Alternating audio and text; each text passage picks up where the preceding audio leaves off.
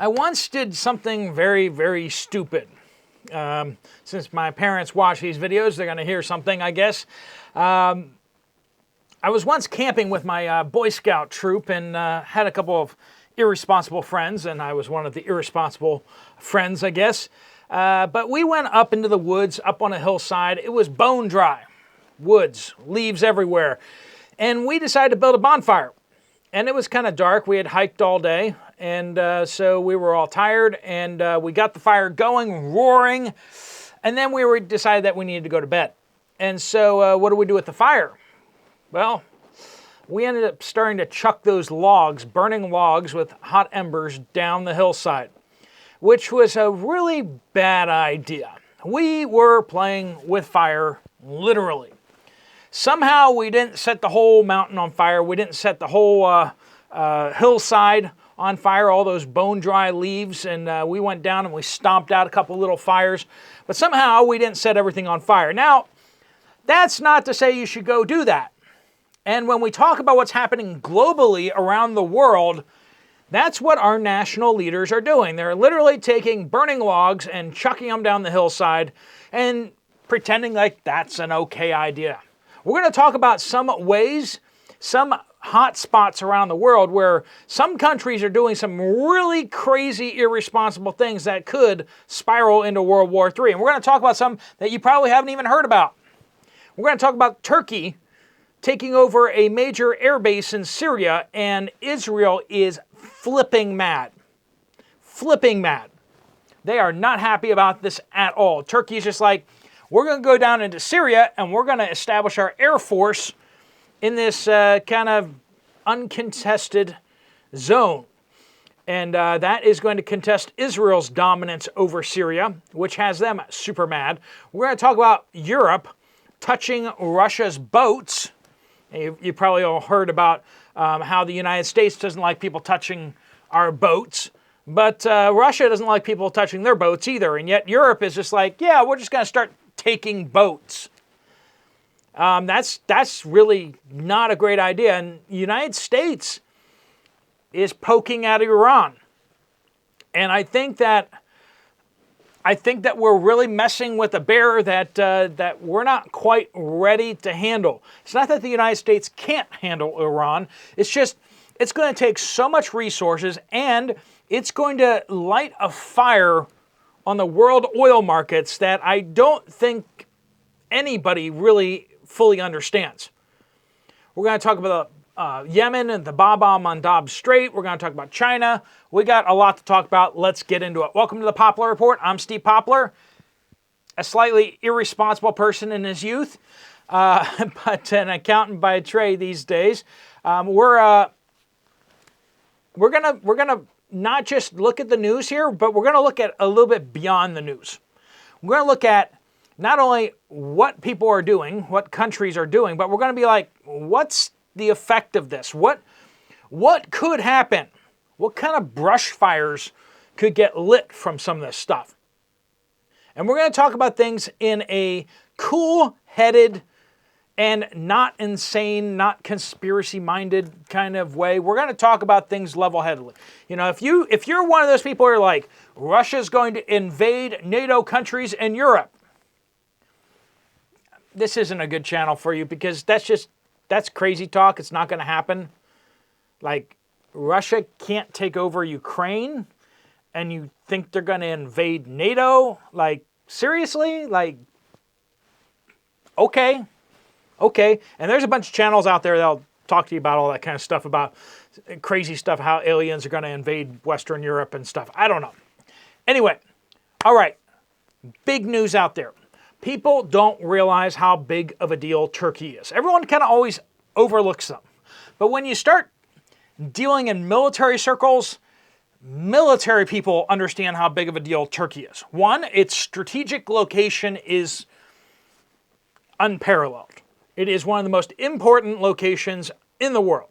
Not only does it have the Bosphorus Strait that they get to decide who goes into the Black Sea and who doesn't go into the Black Sea. That's a big deal. That protects Russia's underbelly, or exposes Russia's underbelly to a bunch of NATO ships.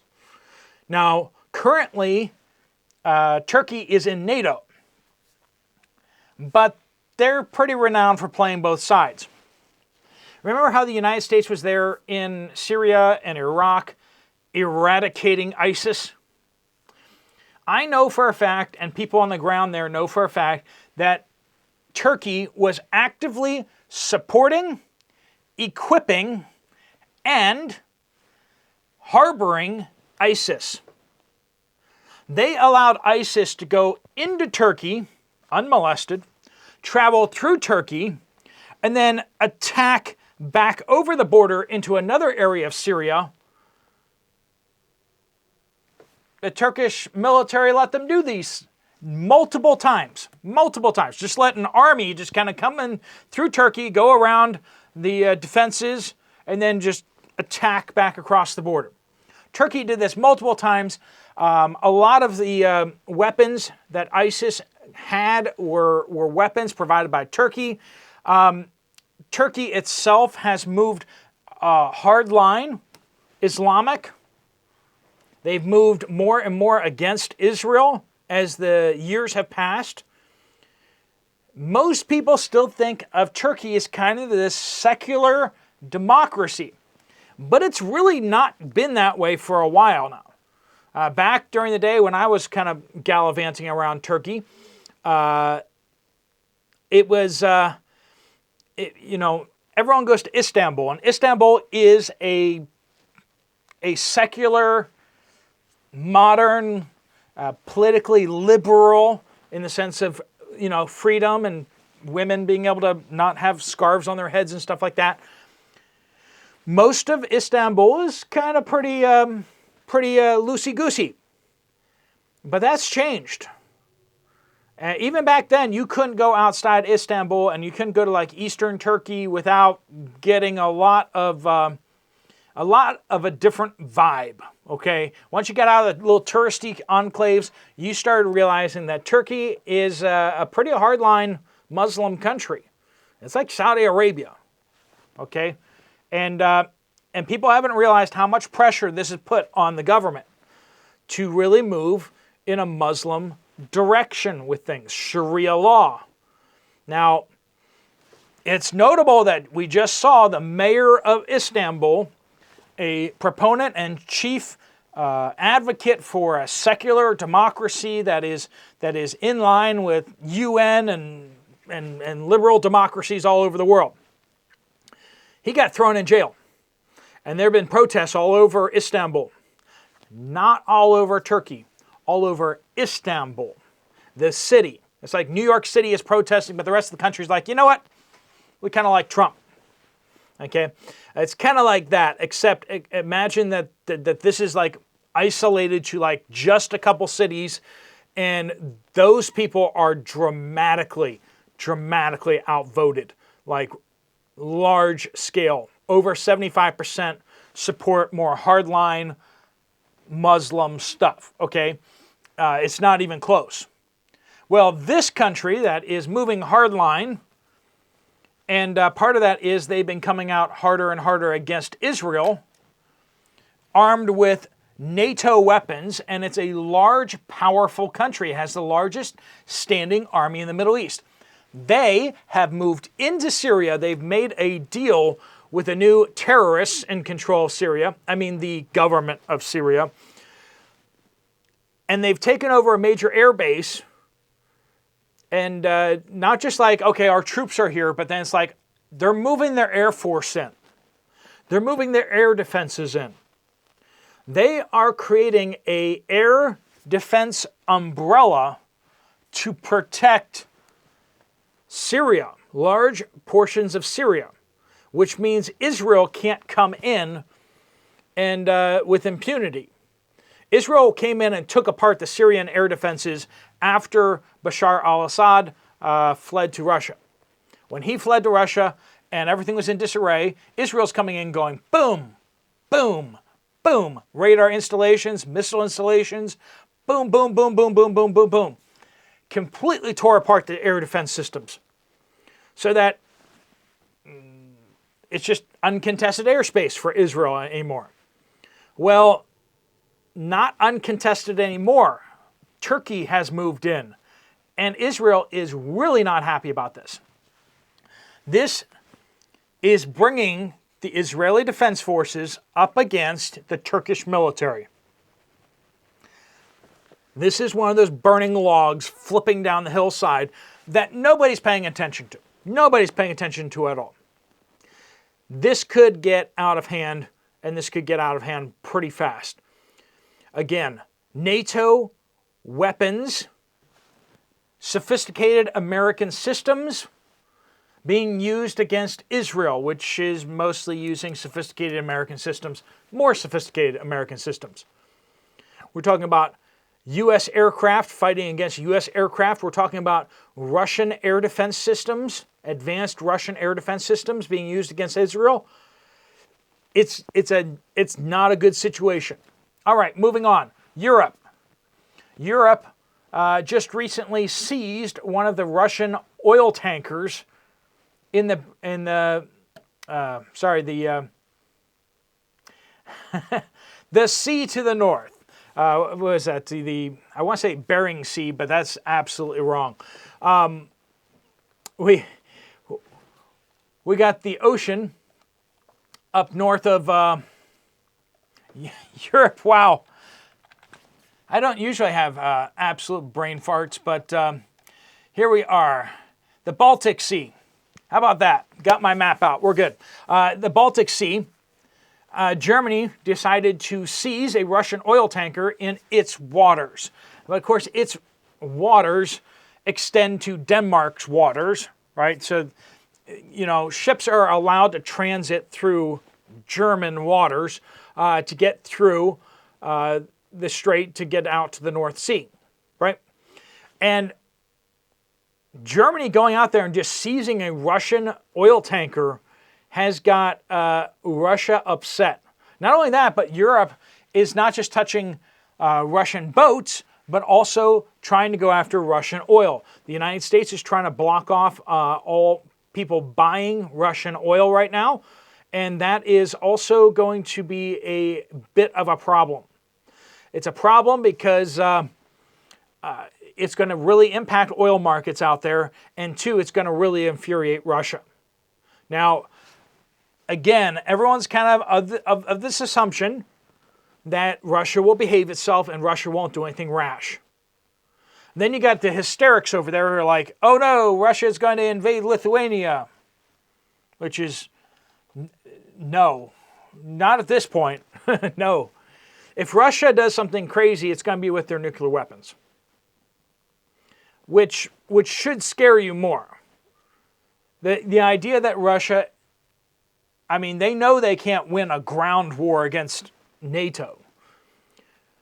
Option one of crazy things they could do. One is they could implode Belarus. They could implode Belarus and bring it into Russia. That is quite possible. They could basically annex Belarus into Russia, and that would be a big deal. That would put Russia right up against Polish border for more section, up against the Lithuania, Latvia borders. It would be a big deal. Nobody would be happy about that, and the people that would be the least happy about that would be Ukraine. Now, there could be different ways where that could look like. Russia could basically make the president of Belarus step down and join Russia under military threat, under fiscal coercion. There's all sorts of ways that they could do this. But that would definitely shake up the world order. If they feel threatened enough, Russia has some options of imploding the U.S. economy. They can use gold. They could use silver to implode the U.S. economy. They could even use oil. Now, that would be a harder one to play, but it's possible. Speaking of oil, let's move down to Iran. The United States is playing with fire here too. We are threatening to do large-scale airstrikes on Iran. Now, we've done these recently. Israel's done them on Iran recently. And basically, Iran has, for the most part, just taken it. At what point does Iran say, we're not going to take it anymore? If they believe that they have the backing of Russia, which they have signed some defense treaties now, if they can get attacked by the United States and by United States allies like Israel without doing anything. Now, when the United States did an airstrike on them, then they did an airstrike on us, and there's a tit for tat. They launched a bunch of ballistic missiles at Israel. Israel went in and hit some places inside Iran. I think most people in the international community are like, well, Iran, you did fire ballistic missiles into Israel, so them coming back and hitting you back is kind of like they're not really attacking you. You kind of asked for that, right? But if Iran can basically just sit there and then allow the United States to just attack, that will make a much stronger case that Russia and China even will have to come to its assistance. And that is by definition World War III. Iran has ballistic missiles capable of hitting Diego Garcia and other U.S. bases across the Middle East. Diego Garcia would be the big prize if they went after that. We got a lot of air assets there that are extremely expensive and valuable, and it's even though it technically belongs to the UK, the United States basically uses it. The UK, I don't know if the UK even has anything there, but Diego Garcia is a military bastion. It's one of the key linchpins in the U.S. forces around the world. An attack on it that was any way successful would be a massive blow to the image of the United States' invincibility. Sinking a U.S. carrier and attacking Diego Garcia, these would be both issues that would really seriously impact our reputation around the world. More than that, even though, Iran controls the Strait of Hormuz. About 30% of the world's oil transfers through the Strait of Hormuz. The oil just goes right through in tankers. These tankers are not exactly warships. They're not exactly able to dodge things. So when you have any serious force at all, or any missiles or any drones seriously attacking oil tankers going through the Strait of Hormuz, about zero owners of ships are going to send their ships through the Strait of Hormuz. It's such a choke point. It's much narrower than the Bab al-Mandab Strait near Yemen. We're coming to that. But the Strait of Hormuz can absolutely be shut down by Iran, and no one's going to take the oil tankers through there. 30% of the world's oil, chopped. Boom, gone. Do you know what that would do to the price of oil overnight? Quite possibly double very quickly, and would probably continue to rise. A lot of countries would come to a standstill because they couldn't afford oil anymore. This is a big deal. The price of oil would go absolutely bananas. And this would impact all the industrial economies out there. This would impact stock markets, all this kind of stuff. All that has to happen is Iran just needs to shut down the Strait of Hormuz for one day. For one day, and threaten to keep it shut in such a way that markets around the world believe that that's going to happen. And you will see economies collapse like it's a 2008 stock market crash. Then they also have another thing in their pocket, and that is the Houthis down by the Bab al-Mandab Strait down in Yemen, which controls the entrance to the Red Sea. About 9% of the world's oil passes through the Bab al-Mandab Strait. So if you choke off 9% plus 30%, math says you've choked off about 39% of the world's oil, much of that heading to Asia. Now, China has built up a large Strategic Petroleum Reserve, unlike the United States, who has emptied it in order to win the presidency. He didn't win the presidency anyway, but he managed to drain over half of the U.S. Strategic Petroleum Reserve. China's Strategic Petroleum Reserve is higher than it's ever been. They have approximately 90 days in their Strategic Petroleum Reserve, which is a lot of oil. China could just not import any oil for 90 days and keep its economy going just fine. That is a big stockpile of oil. And they are doing it because they plan to misbehave. And if they're having oil and nobody else has oil, that's going to cause a lot of problems for other countries. It's going to cause a lot of problems for Taiwan. It's going to cause a lot of problems for any navies trying to assist Taiwan. That's a big deal. There's a lot of flashpoints all over the world and a lot of fires that are kind of burning. And there are countries picking up burning logs and chucking them down the hillside. There are a lot of people playing with fire, and they just haven't thought through how dire and how big the threats could be if this gets out of control. Just like fires, they start to spread. And they spread, and once they get going, they can do so much more than what anybody could expect.